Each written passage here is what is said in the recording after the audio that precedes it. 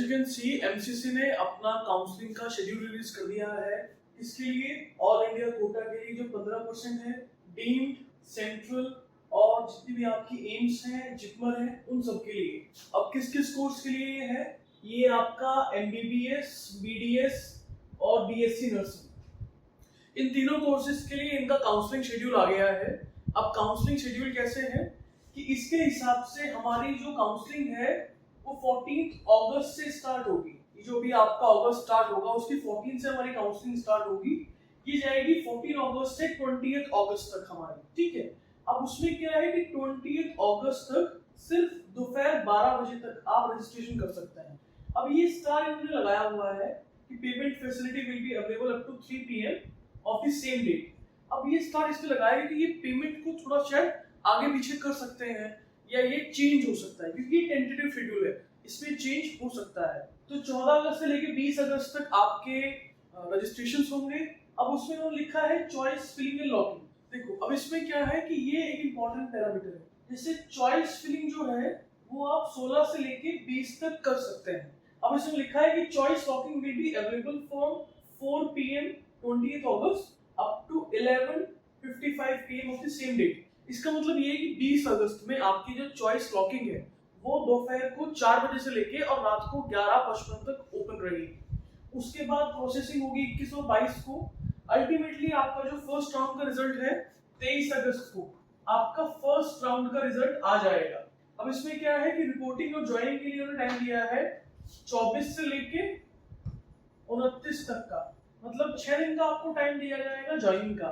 अब इसमें क्या है कि मान लीजिए संडे है, कोई गवर्नमेंट हॉलीडे है, कुछ भी है, लेकिन कॉलेज आपका ओपन रहेगा। अब इसमें थोड़ा सा माइन्यूट चेंज है इस बार काउंसलिंग में। क्या चेंज है? पहले क्या होता था कि काउंसलिंग में यू रजिस्टर, आप चॉइस फिलिंग करते थे, you get the college, allotment हो जाता था और डॉक्यूमेंट वेरिफिकेशन बाद में होती थी कि जिस भी कॉलेज में आप गए वो जाकर आपका डॉक्यूमेंट वेरिफिकेशन करेंगे। इस बार ऐसा नहीं होगा। इस बार आपका जो डॉक्यूमेंट वेरिफिकेशन है वो इसी टेन्योर के बीच में हो जाएगा। 14 से लेके 20 अगस्त के बीच में आपके डॉक्यूमेंट ऑनलाइन ही वेरीफाई हो जाएंगे पोर्टल पर। उससे क्या होगा कि हमारी जो सीट्स खाली होती थी या बाउंस होती थी वो सिस्टम खत्म हो जाएगा डॉक्यूमेंटेशन की वजह से। तो आप समझ के चलिए कि आपको रजिस्ट्रेशन अपना जो करना है वो करना है 14 से लेके 20 तक। अब रजिस्ट्रेशन में आपको क्या चाहिए वो बहुत इंपॉर्टेंट है। अब रजिस्ट्रेशन जब आप करेंगे तो रजिस्ट्रेशन में आपको क्या चाहिए? जब एमसीसी के पोर्टल पे आप रजिस्टर करेंगे तो आपको क्या क्या चाहिए? आपको अपने डॉक्यूमेंट्स चाहिए। डॉक्यूमेंट्स में क्या चाहिए? आपकी 10th और 12th की मार्कशीट, कैटेगरी सर्टिफिकेट। अब ये कैटेगरी का सर्टिफिकेट किस किस पे वैलिड है? अगर आप ईडब्ल्यूएस से बिलोंग करते हैं, ओबीसी से बिलोंग करते हैं या एससी एसटी से बिलोंग करते हैं, इन केसेस में जर्नल आपको चाहिए। ओबीसी जो है वो आप 1 अप्रैल के बाद का होना चाहिए और ईडब्ल्यूएस आपका सेम ईयर का होना चाहिए, वरना ये डॉक्यूमेंट्स आपके जब आप पोर्टल पे अपलोड करेंगे तो रिजेक्ट हो जाएंगे। अब इसके बाद क्या है कि अगर आपकी कोई सब कैटेगरी है, सब कैटेगरी में मान लीजिए आप पीडब्ल्यूडी कैटेगरी से बिलोंग करते हैं या कश्मीरी माइग्रेंट हैं, अगर आप कुछ भी हैं तो वो सब कैटेगरी के डॉक्यूमेंट्स आपके पास होने चाहिए। अब इससे आपको अलग चाहिए नीट का जो है आपके पास एडमिट कार्ड होना चाहिए, नीट का आपके पास स्कोर कार्ड होना चाहिए और एक आपके पास कंफर्मेशन पेज होना चाहिए। कोशिश कीजिए कि ये तीनों डॉक्यूमेंट जो हैं ये आपके पास पीडीएफ फाइल में हो, वरना जनरली क्या होता है you take out the print out, फिर आप उसका फोटो खींचेंगे और फिर आप उसको अपलोड करेंगे तो उससे क्या होता है उसका पिक्सल फट जाता है, तो कई बार वो वेरीफाई नहीं हो पाता। तो मेक श्योर कीजिए कि आपका जो है ये डॉक्यूमेंट्स आपके पास पीडीएफ फाइल में हो। आपने जो नीट का पोर्टल है वहीं से आपको सब मिल जाएगा। अब इससे अलग आपको क्या चाहिए? आपके पास आपका फोटो होना चाहिए और एक आपके पास कोई भी गवर्नमेंट आईडी होनी चाहिए। अब आईडी में आपका आधार कार्ड भी हो सकता है या कोई और अप्रूव्ड गवर्नमेंट आईडी। ये तो हो गया आपका डॉक्यूमेंटेशन। अब डॉक्यूमेंटेशन से अलग आपको और क्या चाहिए? अब यहाँ हम लोग बात करेंगे जब आपको रजिस्ट्रेशन करना है तो वहाँ क्या क्या फीस पे करनी है। अगर आपको जाना है ऑल इंडिया के लिए, ऑल इंडिया कोटा के लिए जो 15% है या आपकी सेंट्रल यूनिवर्सिटीज के लिए या एम्स या तो जिपमर, अगर आपको इन कोर्सेज के लिए काउंसलिंग करनी है तो उस केस में क्या है कि आप अगर अनरिजर्व कैटेगरी से बिलोंग करते हैं तो आपकी जो नॉन रिफंडेबल फीस होगी वो होगी 1000 रुपीज। अगर आप SC ST PWD या OBC से बिलोंग करते हैं, इन 3 कैटेगरीज से, तो आपकी रजिस्ट्रेशन फीस होगी 500 रुपए। अब ये जो अमाउंट है ये काउंसलिंग में बैठने के लिए है, ये नॉन रिफंडेबल है। वेदर आपको कॉलेज मिलता है नहीं मिलता है, ये अमाउंट नॉन रिफंडेबल है। और इसके साथ आपको सिक्योरिटी पे करनी पड़ती है। अब इसके साथ सिक्योरिटी आपको क्या पे करनी पड़ेगी? अगर आप अनरिजर्व कैटेगरी से हैं तो आपकी सिक्योरिटी जाएगी 10,000 रुपए। अगर आप SC ST PWD या OBC से हैं तो आपकी सिक्योरिटी जाएगी सिर्फ 5,000 रुपए। अब इसमें क्या है, ये जो अमाउंट आपका है, ये जो अमाउंट है ये रिफंड नहीं होगा, ये अमाउंट आपका रिटर्न नहीं होगा, ना रिफंड होगा। अगर आपने काउंसलिंग में पार्टिसिपेट किया, आपने चॉइस फिलिंग की सब किया, लेकिन आपको अलॉटमेंट नहीं हुआ जो भी कॉलेजेस आपने फिल किए थे, तो ये जो अमाउंट है ये आपका रिफंड हो जाएगा। रिफंड कहाँ होगा? जो भी आप डिटेल्स अपनी फिल करेंगे काउंसलिंग के फॉर्म में, उसी अकाउंट पे आपका ये अमाउंट रिफंड हो जाएगा। तो आप जब फॉर्म फिल करेंगे और उसमें जो बैंक डिटेल्स मांगी जाएंगी तो उनको बहुत प्रिसाइसली आपको फिल करना है, क्योंकि आपका सिक्योरिटी उसी में रिफंड होगा।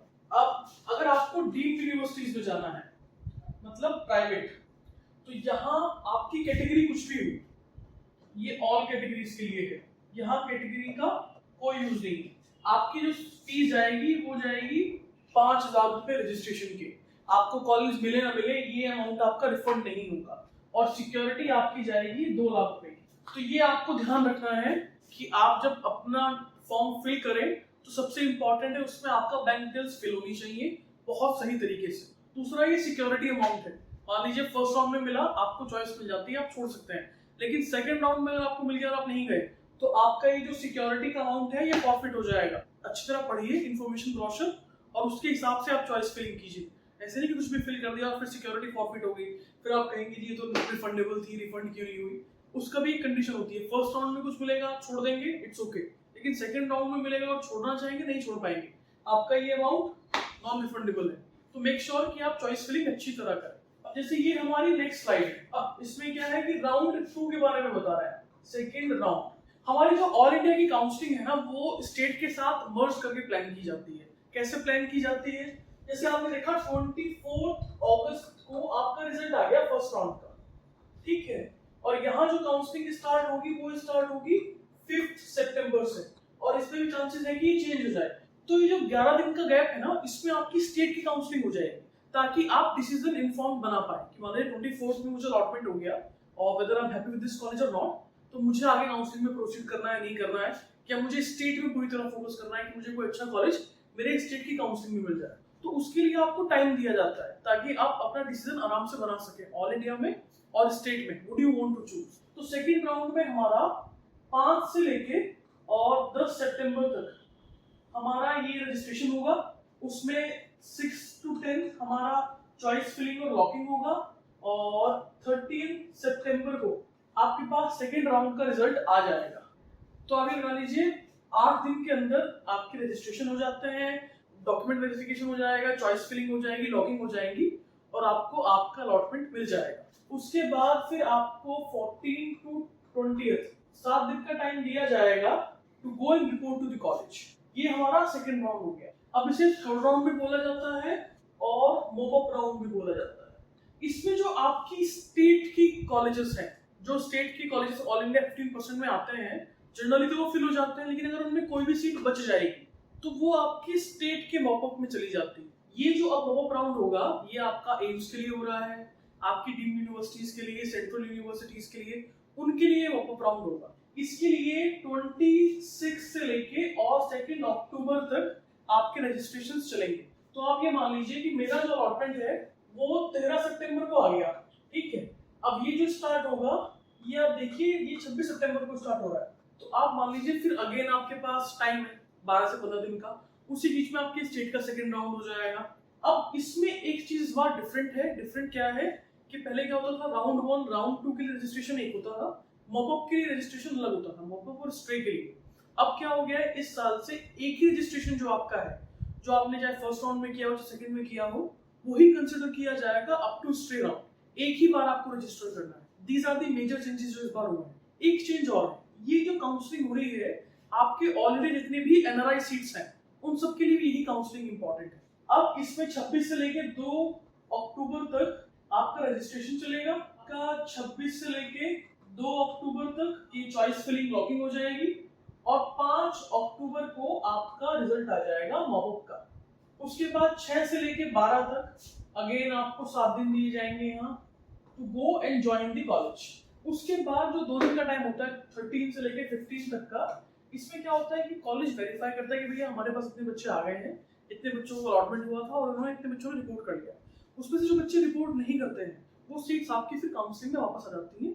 उसके लिए 2 दिन का 3 दिन का टाइम दिया जाता है।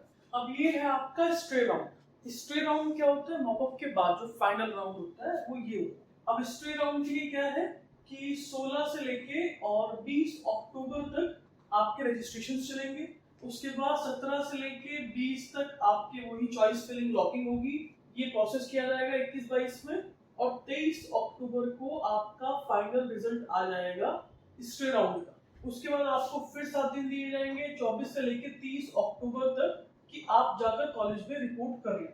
अब इसमें एक नोट इन्होंने दिया है, for ensuring faithful obedience of time schedule and also keeping you the limited time available for conducting the counseling.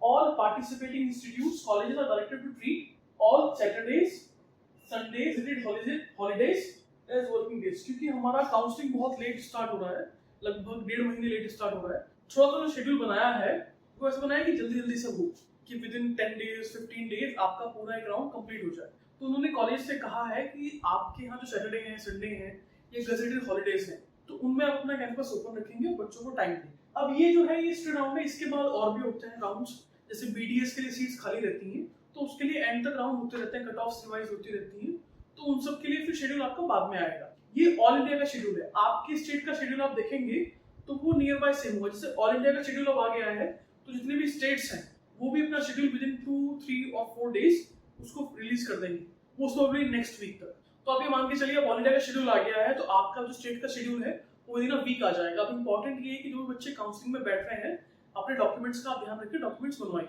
अगर आपको काउंसलिंग में कोई दिक्कत आ रही है, रजिस्ट्रेशन में, चॉइस फिलिंग में, किसी भी चीज में, तो we do provide paid services, तो उसके लिए आप हमसे कॉन्टेक्ट कर सकते हैं and will help you with the counselling. Thank you so much.